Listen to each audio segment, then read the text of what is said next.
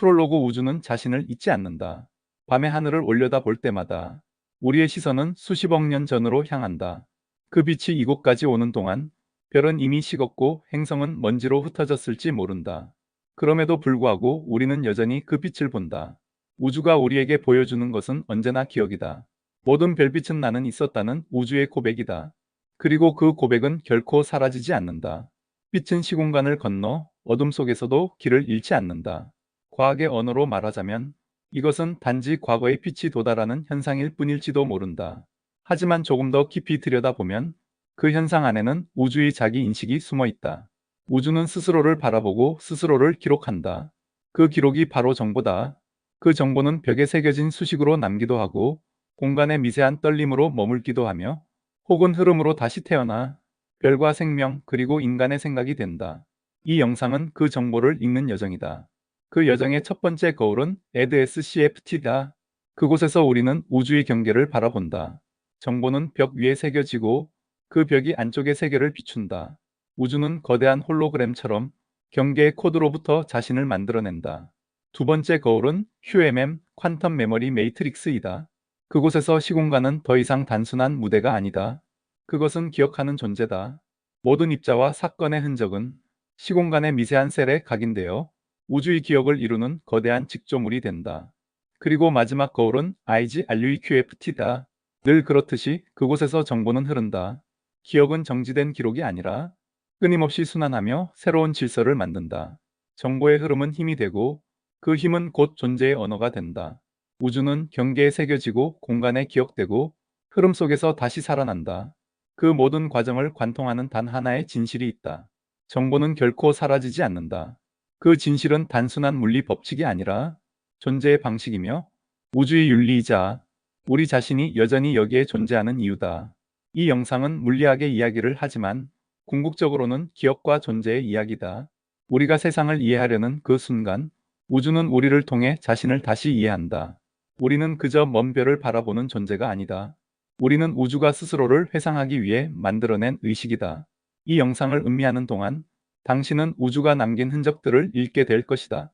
그 흔적은 먼 별빛 속에도 당신의 생각 속에도 그리고 이 문장 속에도 살아있다.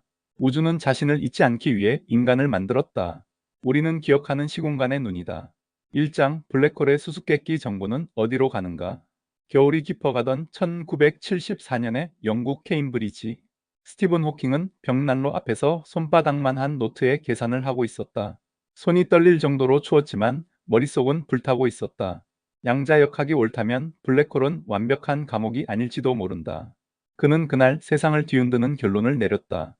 블랙홀은 복사레이디어 탄다. 사람들이 불가능하다고 믿어온 일이었다.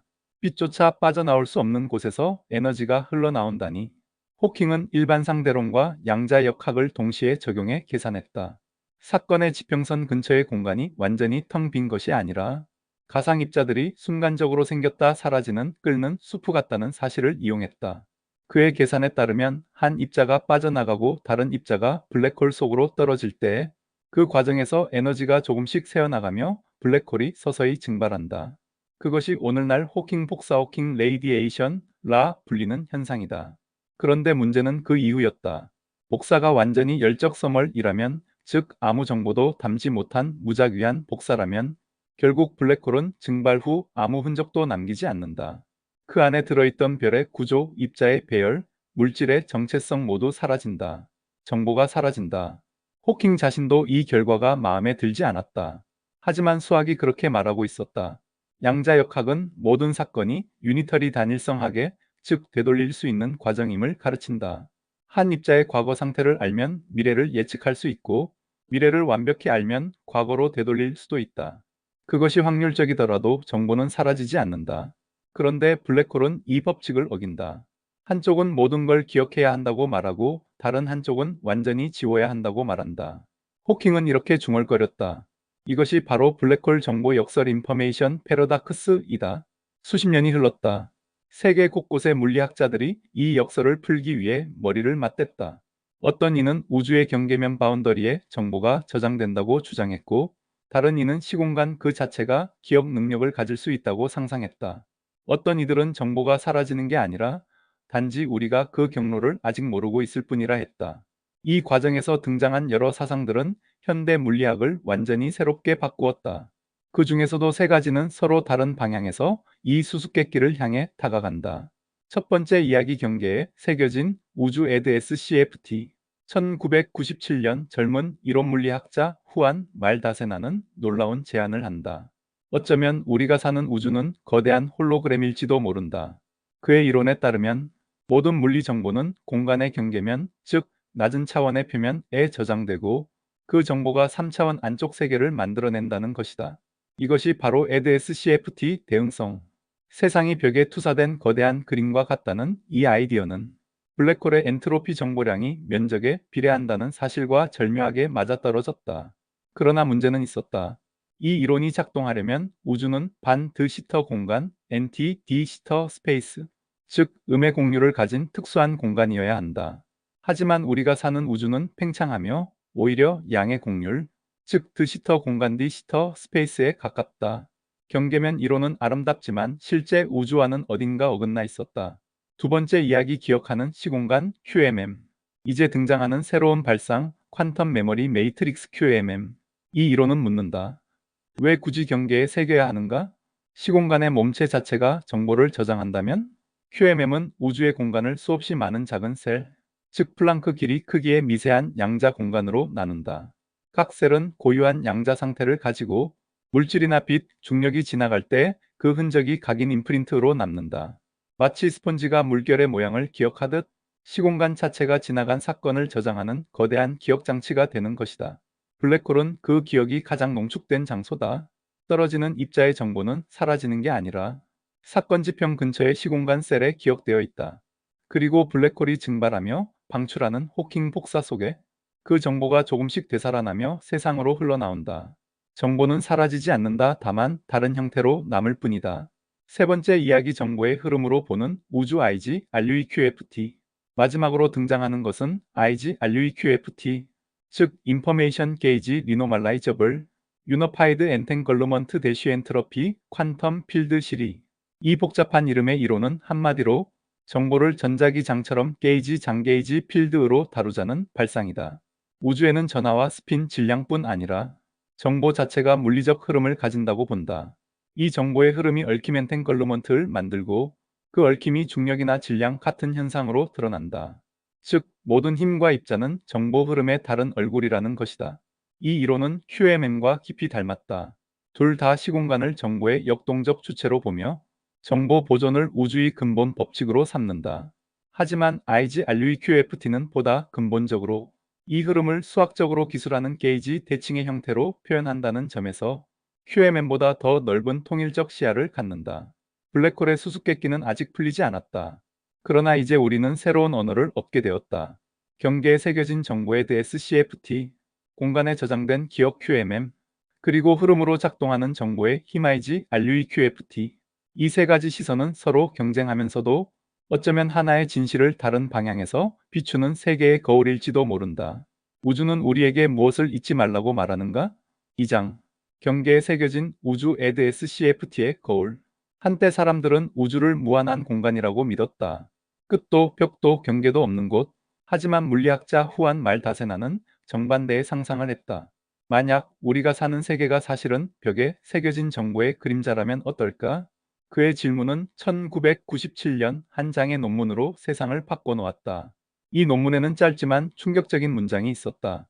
중력은 경계 위의 정보로부터 부피 속에서 나타난다. 그 문장은 물리학의 새로운 신화를 시작했다. 말다세나가 제시한 이론은 에드-SCFT 대응성이라 불린다. 이름은 어렵지만 핵심은 단순하다. 중력이 작용하는 부피 공간의 물리학은 그 공간의 경계면 위에 새겨진 양자 정보로 완전히 기술될 수 있다. 마치 영화관의 스크린을 생각해보자. 우리가 보는 입체적인 영상은 사실 2차원 화면 위의 빛의 흔들림일 뿐이다. 그러나 그 이미지는 깊이와 입체감을 만들어내며 우리는 그것을 3차원 세계로 느낀다. 말다세나는 말한다. 우리가 사는 3차원 세계도 더 근본적인 2차원 정보의 투사일 수 있다. 이것이 홀로그램 원리 할로그래픽 프린서펄이다. 우주는 마치 거대한 홀로그램처럼 표면의 정보가 안쪽의 현실을 그려낸다는 뜻이다. 이 발상은 블랙홀과 너무나 잘 들어맞는다. 1970년대 베켄슈타인과 호킹은 블랙홀의 엔트로피가 부피가 아니라 사건의 지평선 이벤트 허라이전의 면적에 비례한다는 사실을 발견했다. 즉, 블랙홀 내부에 얼마나 많은 정보가 들어있는지는 그 표면의 크기만 보면 된다. 이것은 매우 이상했다. 우리는 일반적으로 엔트로피, 즉 정보량이 물체의 부피에 비례한다고 배웠다. 하지만 블랙홀은 다르다. 표면이 곧 정보의 저장소였다. 이 현상을 말다세나의 EDSCFT는 완벽하게 설명했다. 블랙홀의 경계면 사건 지평은 단순한 표면이 아니라 그 안에 존재하는 모든 정보의 요약본이다. 즉, 내부의 복잡한 중력장을 계산할 필요 없이 경계에 새겨진 정보를 해석하면 부피 속에서 벌어지는 모든 일이 복원된다. 우리는 안을 본다고 믿지만 사실 그 모든 것은 벽에 적힌 코드일지도 모른다. EDSCFT의 놀라움은 단지 철학적인 것이 아니다. 이 이론은 양자역학과 일반상대론이 처음으로 같은 언어로 대화할 수 있게 만든 창문이었다. 일반상대론은 곡률로, 양자역학은 파동함수로 우주를 설명해 왔다. 둘은 마치 서로 다른 악보를 가진 음악처럼 화음을 만들지 못했다. 하지만 EDSCFT는 이 두 악보가 거울 속의 동일한 멜로디임을 보여주었다. 부피 공간에즈 속의 중력 방정식은 경계면 CFT 위의 양자장 방정식과 수학적으로 1대1 대응을 이룬다. 즉, 중력의 세계는 양자의 세계의 그림자다. 이 단순하지만 강력한 아이디어는 블랙홀 정보 역설에도 새로운 빛을 던졌다. 정보가 사라지는 게 아니라 그저 다른 곳 경계면에 새겨진 채 남아있다는 것이다. 블랙홀이 증발해도 경계에 저장된 코드 속에서 그 정보는 여전히 존재한다. 그러나 이 이론에도 큰 약점이 있었다. 에즈 공간, NT-디지터 스페이스는 음의 공유를 가진 닫힌 우주이다. 한마디로 밖으로 갈수록 안쪽으로 휘어지는 공간이다. 마치 공 안쪽의 공면처럼 빛이 멀리 가면 다시 돌아오는 세계다. 하지만 우리가 사는 우주는 다르다.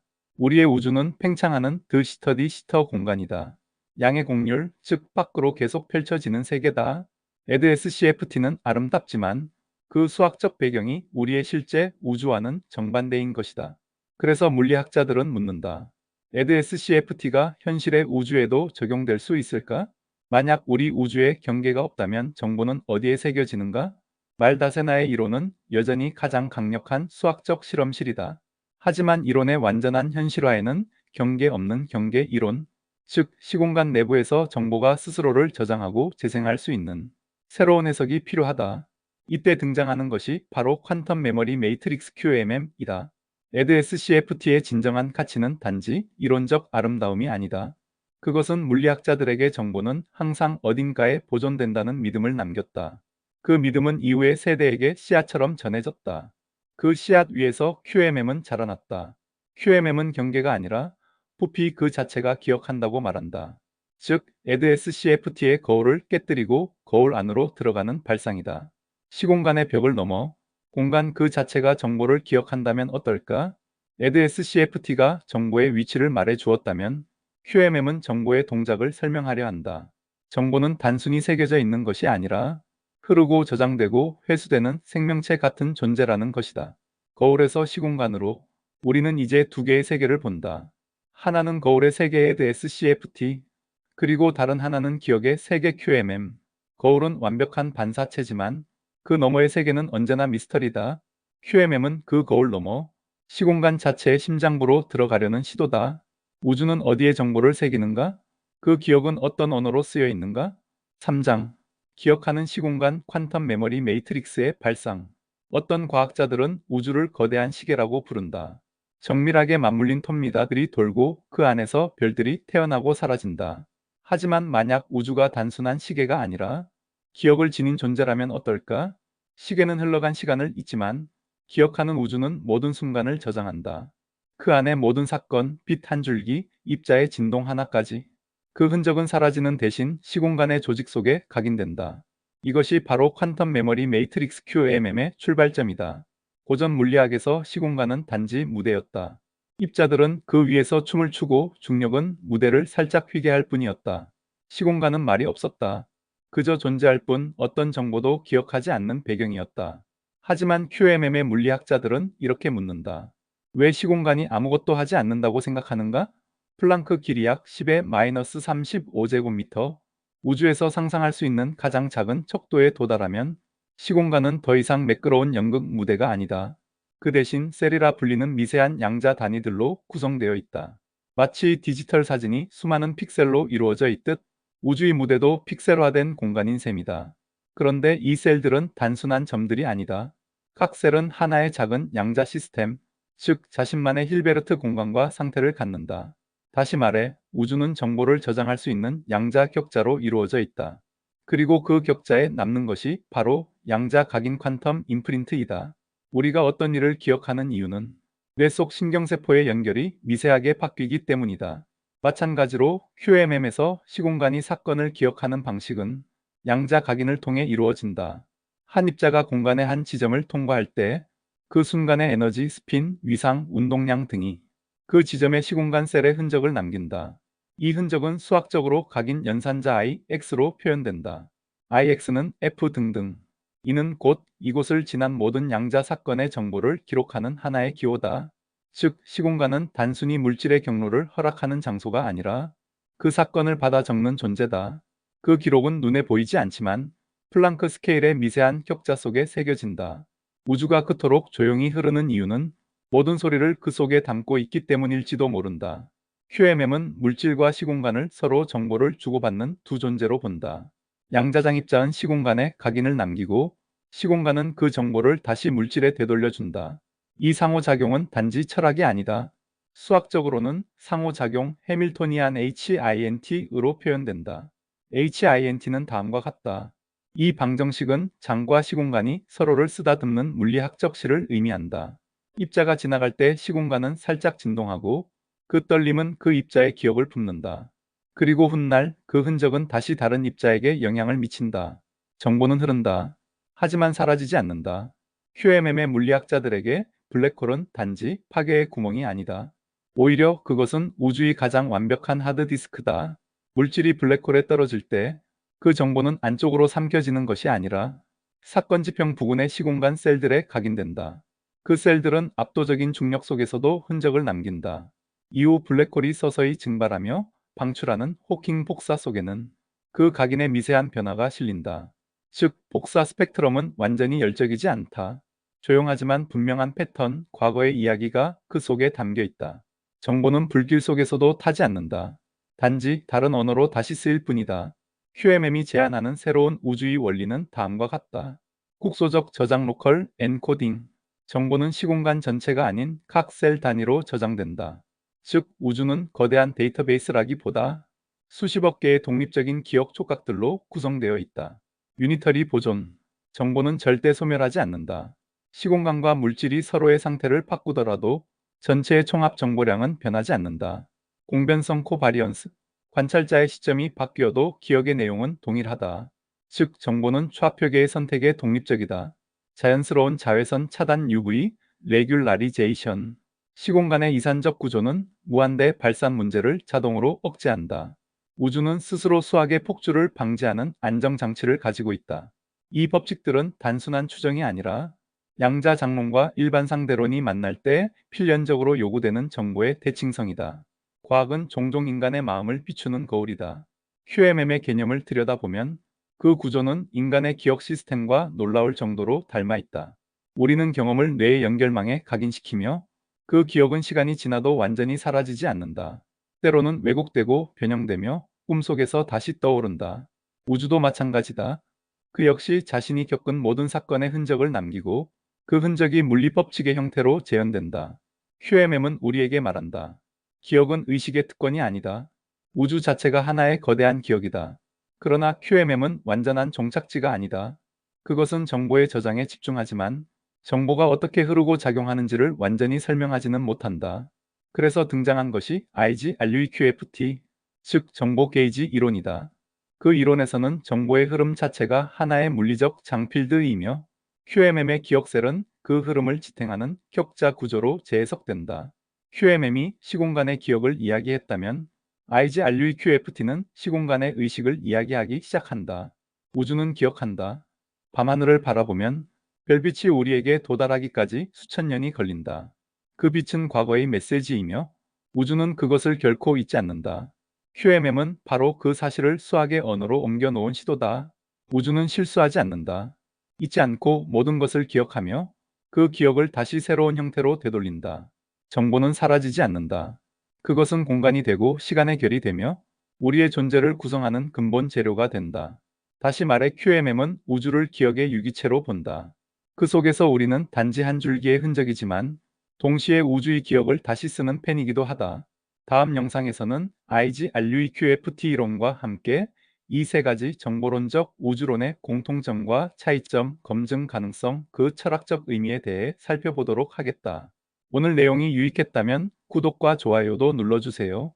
토트샘의 사이언스 캐치로부터